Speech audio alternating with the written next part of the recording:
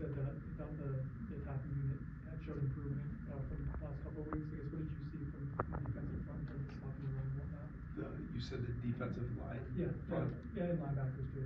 Yeah, I mean, we did a better job of controlling the run. Still a couple flat issues that we got to be able to take care of off of the runs.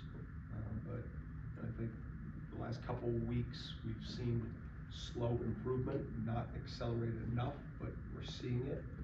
We're seeing a little bit more confidence in technique, and we're seeing some growth from some of the players that we've been given some opportunities to. That's got to continue. Jordan?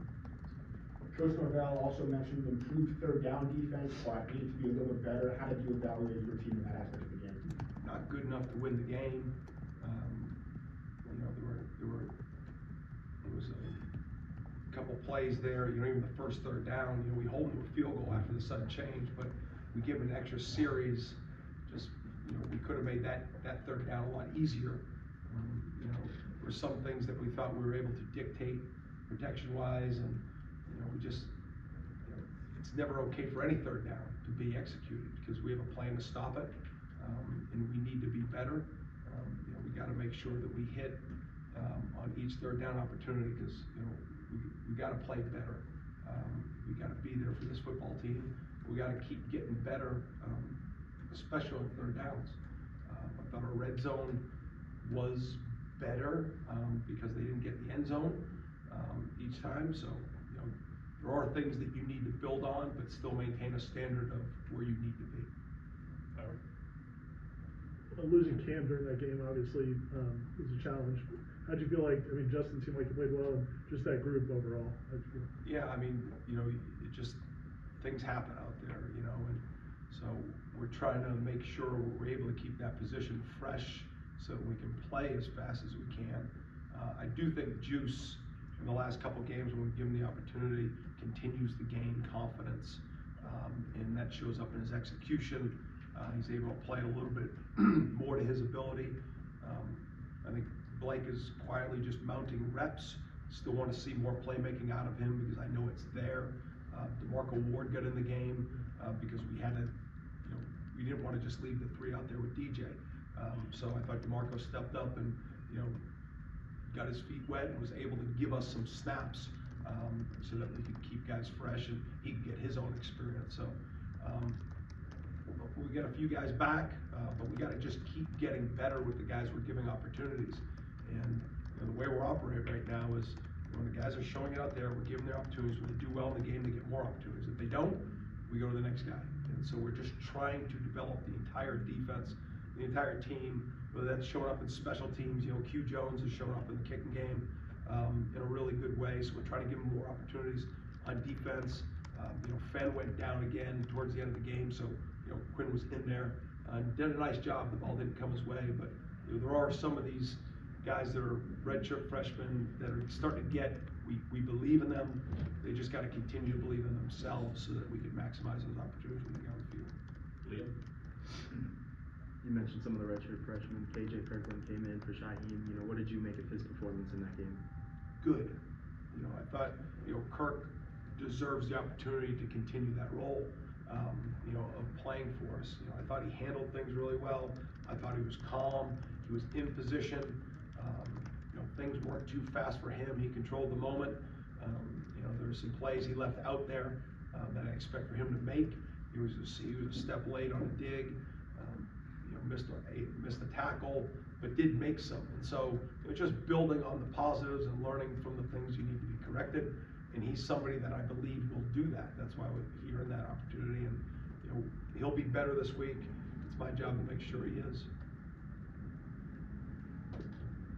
You talked about after the first game, we've seen in the last couple of weeks Sione's role grow, get more playing time. I guess how have you seen him respond to a larger role within the defense? Good. I thought Nusi had a good, I don't want to say a great game, but he was impactful. He made a couple plays. He shut down a couple runs on the edge, just physicality, coming off, making blocks. He actually showed up in a pass rush on 2 opportunities and got good hits on the quarterback. Execution level for the most part is really good. We got to clean up a couple of those split zone plays. We just became too, I don't want to say too aggressive, but our technique was flawed with a couple of those that we got to clean up. He's a veteran player. He's better than that. But again, Ducey's one of those ones that we've given a little bit more opportunity, and that's going to continue to happen for him because I do like the direction he's headed. We see you guys in practice. One of the things you guys do a lot of the pursuit drills. When you see film, is it unrealistic to, sometimes as fans or media, you'll see somebody trailing a play and not giving great effort. Is that unrealistic to expect that every play, or is that the expectation, and how do you handle it if you see that? Yeah, not realistic from a standpoint of, it's realistic for us to expect the most every play. And, if the guy doesn't have a lot of gas in the tank because of whatever that energy level is, that's our job as a coach to react to that and make sure the next guy's in the game. And, I don't think, there's not a lot of players that I've come across in my time that just refuse to chase the ball. If that happens, then there's a major issue, and that needs to be dealt with aggressively. But when it comes down to, if the energy level, whatever that is, isn't there, that's our job as coaches to react to it, because it is. I mean, if you don't chase the ball, you have no chance of winning the game, because doesn't matter if you're a zone team, a man team, a 3 down front. The more people you get around the ball, the better chance you have to get the ball back. And so, I mean, that is something that is critical. We are not as good as we need to be in that area right now, and that falls on me, and I'm doing everything I can to make sure that gets corrected ASAP. Following up on that, to be better, to be where you want it to be with the energy level, like is that something that you guys can do daily as coaches to emphasize it? Is that personnel, if you're trying to get effort, energy, that kind of stuff? How you maximize it? All. I mean, sometimes it's just a coach taking the reins of a leadership standpoint. Sometimes it's a player. I mean, sometimes when you start out there in the first drive, nobody wants to turn the ball over on the first drive. It happens, and we went out there and made a play, then made another play, then we gave up a play, and came back and made another 3 plays, and you start to see that energy get created. So what happens first, the energy or the play being made, right? Because they kind of work off of each other. And sometimes when momentum's happening and you're going against momentum, it takes a play to change that momentum. Now, does that happen because your attitude going into the play, your mentality going into the play, helps you make that play to change it? Yes, it all matters. And I think in order for it to get done, it starts at the top. And I think we have the best leader in sports, in Coach Norvell. And he's consistently that person, which allows the opportunity for each coach to be that person, which allows for each player. And so it's all part of it, but everybody that takes baton has to speed it up. I think that's an important thing to make sure that happens. All right. 2 for 1. And they're not even related, but I'm just going to try to save him walking back and forth. What can the sudden change defense, the way you guys played in those situations, what can that do for this team? And it seemed like there were some positives there. And then the other question is on some of the pass plays where there have been breakdowns in communication or whatever's happening. Is that a matter of those guys, new players, just needed to be more time on the field together, or are there things you're already doing to try to address that? Totally separate question. Sudden change defense. Yes. And then I like the synopsis of sudden change defense. Let's hit that. I try to bring in practice. You practice that every time because you change periods, and so every time you change period and you go into a new session, like because you went from not on the field to on the field, and there's the mental preparation to everybody here has a job. All of a sudden you clock out and your job's done and your boss calls you and you got to come back and do the job. That's what it is. And so, sometimes you don't think about it and you just go and react. Sometimes there's time to think about it, whatever that is, but we try to practice those situations because I see it as this. When it's sudden change, our team is lacking momentum. That's a great opportunity for the defense to go grab it back. And there's no better thing than when things are going this way to get them back the other direction, right? Because that breaks wills of other teams. And so we got to take advantage of those opportunities and see it as that great opportunity. And unfortunately, it happened a few times on Saturday. We weren't perfect because there were some field goals. There was opportunities that we probably could have even been better. Then going back to the coverage, we play a lot of tight coverage. I mean, it's part of what we do. And teams try to use formations and motions to create space because they don't feel confident just lining up and trying to create space one-on-one. And so I tell our guys, you've earned the right to get them in condensed formations because they haven't been able to get open with the space. There was some great route matches, I thought, Saturday. You know, our guys did a really, really good job on a lot of them. And then some of them, even when we ID'd it, for some reason, we just allowed the route to outrun us a few times. And so that's more of a technique thing. But I do think when you're playing, me and you have him and him, you know, him and him go fast, one goes slow, one goes fast, one comes off. The more we play together, the easier it is on the execution. And, you know, I still want to get the best players out there. And it's a combination of the guys that are the best individual players, but there's a point of it, the guys that play the best connected defense, because you know those opportunities are going to come up. And my job is to get the guys that are the best individual players playing the most connected defense as much as possible. And when you do that well, you go out there and teams don't score. We'll do 3 more. Start the court. It seems like that Patrick and Marvin had their most impactful games on Saturday. Overall, how did you think they played as a defensive end duo, I guess?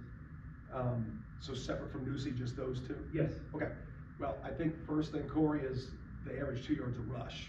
So now what does that give you the opportunity to do? Go rush the passer and put them in situations that we get to go do that. I do think that's both of their strong suits. You know, there were times that I thought we were good in the run game at that position. There's still some times that we still saw some of the lapses in alignment or technique, and, you know, that just constant coaching and reminders and, you know, me calling the defense better to suit how they're playing and all the adaptability, you know, but we did see some lost plays, we did see some sacks, did see some pressures, did see some hands on some ball disrupts. So better, but we need better. Coach, I think Memphis had over 70 plays. They owned the ball for 36 minutes. How hard is it for a defense to stay fresh throughout the game, and how do you feel your team did in terms of physical aspect? I mean, we didn't win the game, so we didn't do well enough. I don't try to judge it just by that, but that is the end result. And doesn't mean when we win the game that it's always great. But part of that is third down. Like some of those, like, you know, if you hold them for 2 conversions, you probably get that play count down to 65. And so we've got to do a better job with that. 2 other younger guys who seem to get extended roles, Jabril Rawls, KJ Sampson. How did they do with those opportunities? KJ Sampson, some good, some not so good, and you know, some things were just some little things, like he was too tight in his alignments a couple times, and they got 4 legs on him, and he got moved. I do like his energy and his athleticism. I think there's playmaking there for Sampson, and you know, that's just got to continue. You know, him and Grady, you know, kind of shared some reps there. You know, we ended up playing 5 defensive tackles. You know, want to continue that. So, you know, I do think KJ Sampson has a future this year and continued, and he's just got to have another good week. You know, Jabril went in. You know, I think he gives us some really good coverage ability in the slot. You know, we've moved him in there, not full time, but a good amount to try to steal some snaps from Kevin and Earl, because he does show some natural ability, and you know, he's just got to go out there and have another good week, and we got to keep putting him in situations. He's got to be able to stay on the field. He's got to be able to give us what we need throughout the week of practice, and then that opportunity will come from him.